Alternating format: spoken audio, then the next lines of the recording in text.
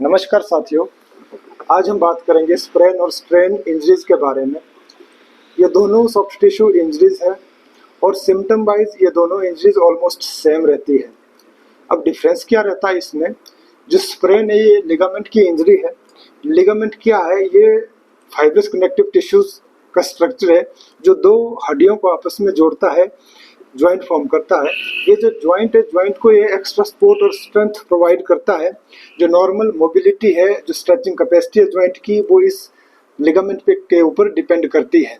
एक normal capacity से ज़्यादा किसी इंजरीज के कारण या हम गिरते हैं sudden and all uneven face पे, तो ऐसी स्थिति में हमारा जो ये लिगामेंट है वो ज़्यादा स्ट्रेच हो जाता है, और या फिर जो इसका जो फाइब्रस बैंड है अगर वो फट जाता है तो ये स्थिति स्प्रेन की बनती है। स्प्रेन के जो मोस्ट कॉमन साइट है वो हमारा एंकल ज्वाइंट है, और ज़्यादातर जितने वेट बियरिंग ज्वाइंट है उस जगह पे स्प्रेन की स्थिति सबसे ज़्यादा देखने को मिलती है। सबसे जो फेवरेट जो कॉमन साइट है स्प्रेन के लिए वो एंकल ज्वाइंट है। एंकल के साथ साथ नीज में और एल्बो में ये स्प्रेन की स्थिति बन सकती है। इसके साथ जो जस्ट इसके अपोजिट स्ट्रेन है, स्ट्रेन में क्या होता है, ये हमारे टेंडन की इंजरी है। टेंडन और मसल्स अगर इंजर्ड होते हैं तो वो स्थिति स्ट्रेन की बनती है। इसमें क्या होता है कि जो टेंडन है वो मसल्स को बोन से जोड़ता है ज्वाइंट के पास, तो यह भी जो एक्स्ट्रा सपोर्ट और स्ट्रेंथ प्रोवाइड करने का काम करता है। एक्स्ट्रा स्ट्रेच के कारण, खिंचाव के कारण यहाँ पे टेंडन में अगर या मसल्स में इंजरीज होती है या मसल्स के जो बैंड है वो अगर टूटते हैं तो इससे हमारी स्ट्रेन की स्थिति बनती है। अब बात करते हैं स्प्रेन के ग्रेड क्या क्या है। तो ये 3 ग्रेड में डिवाइड किए होते हैं। तो सबसे जो फर्स्ट ग्रेड है इसमें स्लाइट टियर और स्लाइट स्ट्रेच के कारण ये ग्रेड 1 है। और ग्रेड 2 में क्या है कि पार्शियल टियर, अगर फाइब्रस बैंड है जो लिगामेंट का उसमें अगर पार्शियल टियर आता है तो उसको हम ग्रेड 2 में रखते हैं। अगर आपका जो लिगामेंट का जो बैंड है वो अगर पूरी तरह से टूटता है, 2 टुकड़े में बंट जाता है, तो वो ग्रेड 3, इसमें कंप्लीट टियर देखने को मिलता है। अब बात करते हैं कि कारण क्या क्या है स्प्रेन और स्ट्रेन इंजरीज होने के। तो इंजरीज होने का कोई स्पेसिफिक रीजन नहीं है। डेली लाइफ में जो भी हम काम करते हैं और काम करने की वजह से कई बार क्या है कि अनइवन फेस पे हम चल रहे हैं तो एकदम हमारा जो एंकल है वो मुड़ जाता है, या खेलते वक्त एंकल का मुड़ जाना, या फिर एक्सरसाइज कर रहे हैं हम सडन एंड ऑल इस पे प्रेशर पड़ने के कारण ये स्थिति बन सकती है। हम गिरते हैं तो वो स्थिति स्प्रेन या फिर बैक पेन का कारण बन सकती है, स्ट्रेन का कारण बन सकती है। ओवर वेट अगर हम उठाते हैं या फिर एकदम झुक जाते हैं या कोई हैवी सामान उठा रहे हैं तो ऐसी स्थिति में भी जो सबसे कॉमन स्ट्रेन का कारण बनता है कि हमें बैक एक हो सकती है। तो ये सारे बहुत सारे रीजन हो सकते हैं। तो अब बात करते हैं कि इसका जो सिम्टम्स रहेंगे वो क्या क्या हो सकते हैं स्प्रेन और स्ट्रेन के केस में। तो सबसे कॉमन जो सिम्टम देखने को मिलता है इन दोनों के केस में दर्द रहेगी, और जैसे ही आप चलने लगते हैं, जैसे एंकल है या फिर नी है, सबसे ज़्यादा जो कॉमन साइड, जैसे मैंने एंकल्स की बात की, तो जैसे ही प्रेशर पड़ता है हम चलने लगते हैं तो यहाँ पे दर्द ज़्यादा होगा, ये दर्द आपका एग्रावेट होगा, और साथ के साथ दर्द के साथ आपको सोजिश देखने को मिलेगी, ब्रूइज सोर लैम फीलिंग आपको उस जगह पे रहेगी। आपका वहाँ पे जो ब्लड वेसल्स है वो फटने के कारण आपका ब्लड बाहर को ओज आउट होगा, और उसके कारण वहाँ पे नीला रंग का आपका दाग पड़ सकता है, और ये सारे सिम्टम आपको देखने को मिलेंगे। अब बात करते हैं कि इसके ट्रीटमेंट का। तो ट्रीटमेंट में क्या है कि जो सबसे जरूरी है कि आपको रेस्ट करना होता है। जितने ज़्यादा आप रेस्ट करेंगे उतनी जल्दी आप रिकवर करेंगे। इसके साथ कोल्ड आइस पैकिंग, आप जहाँ पे आपको जिस जोड़ में स्प्रेन या स्ट्रेन की स्थिति बनी है आप जो ठंडे आइस पैक है उनको अप्लाई कर सकते हैं, और साथ के साथ कंप्रेशन। इसका मतलब जो आपका अफेक्टेड ज्वाइंट है, इंजर्ड ज्वाइंट है, उस जगह पे बैंडेज अप्लाई कर सकते हैं। और फोर्थ क्या है कि आपका जो अफेक्टेड ज्वाइंट है, जिस ज्वाइंट पे इंजरी हुई है, उसको आपने हार्ट लेवल से थोड़ा सा एलिवेट करके रखना है। ये कॉमन इंस्ट्रक्शन है, जिसको भी अगर स्प्रेन यानी मोच की स्थिति आती है तो वो इन चीज़ों को कर सकते हैं। अब बात आती है कि होम्योपैथिक ट्रीटमेंट की, तो सबसे कॉमन मेडिसिन है रस्टॉक्स।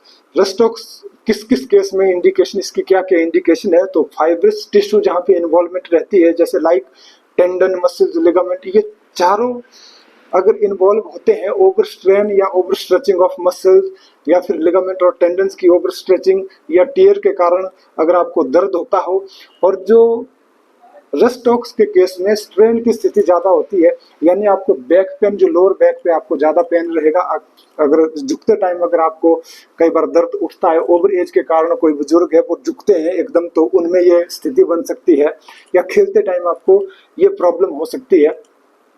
और अगर आप मसल्स का ओवर यूज करते हैं, ओवर स्ट्रेंड अगर आपके मसल्स होते हैं, तो भी ये स्थिति आपकी बन सकती है।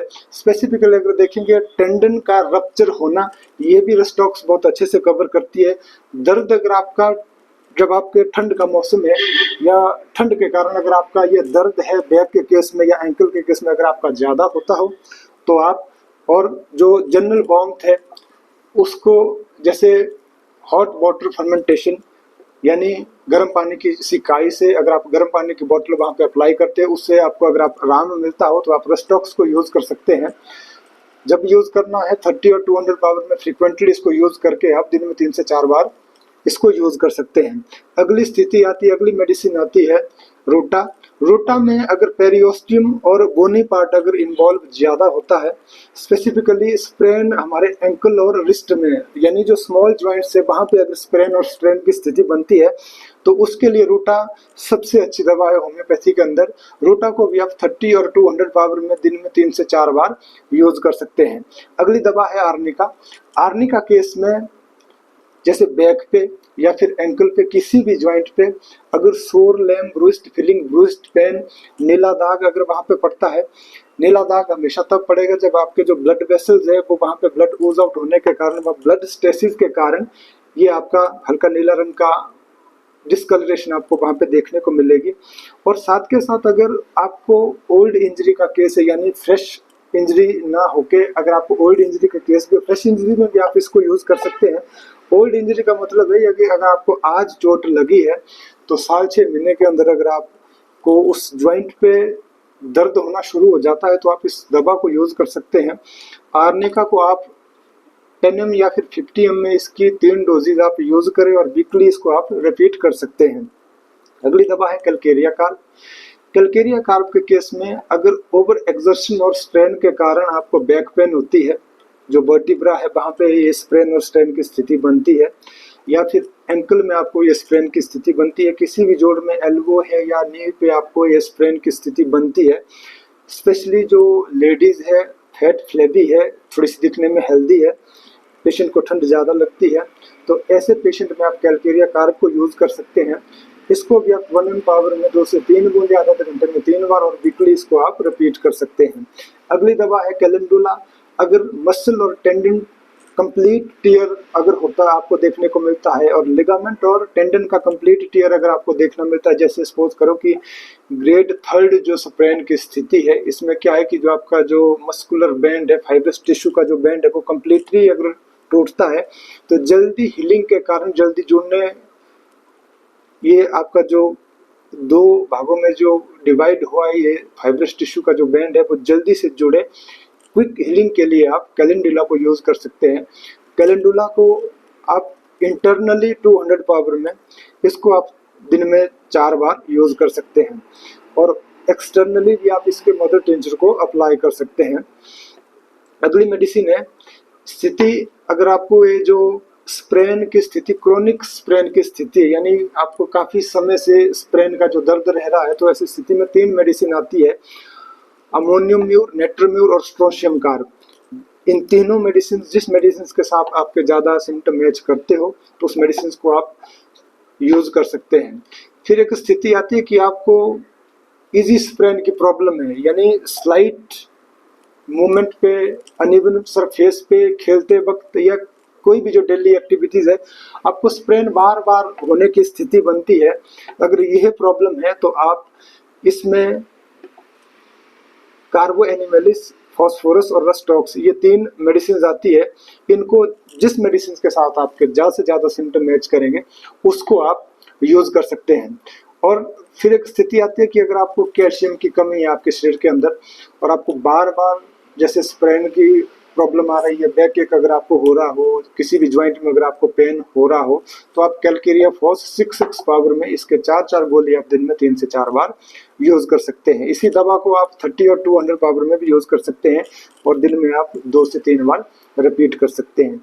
ये थी साथियों आज के लिए जानकारी। अगर आपको अच्छी लगी हो, आपके काम की हो, तो आप हमारे चैनल को जरूर सब्सक्राइब करें। इस इंफॉर्मेशन को ज़्यादा से ज़्यादा और लोगों तक आप शेयर करें। धन्यवाद।